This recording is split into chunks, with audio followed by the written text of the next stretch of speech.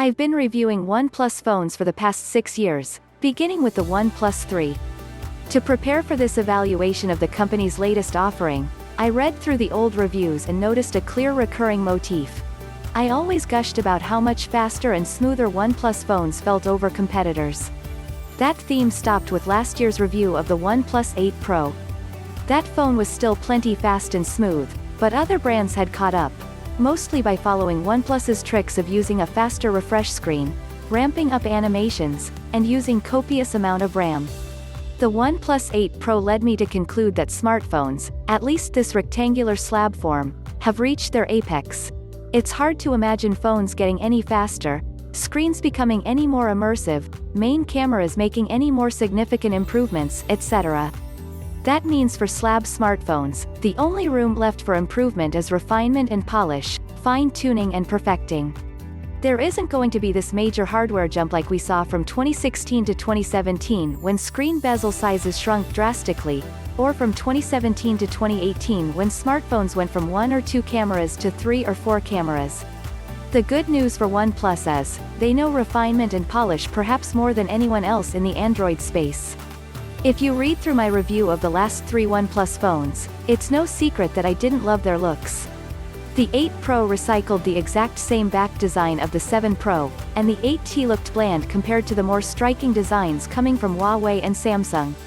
The OnePlus 9 Pro, in my opinion, looks far better. In fact, I think this is easily the best-looking OnePlus phone ever made. I adore the gradient finish on my unit that shifts between silver and deep gray.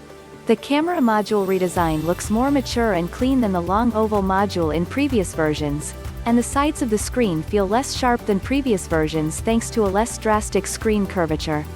It looks new and fresh, unlike the 8 Pro, which looked like the 7 Pro, which itself looked like the 6. There are 2 other colors of the device, including green and purple. That 6.7-inch OLED display panel looks virtually the same as last year's in terms of bezel sizes and hole punch placement, but it's superior in that it's an LTPO screen, meaning its refresh rate is adjustable in real time.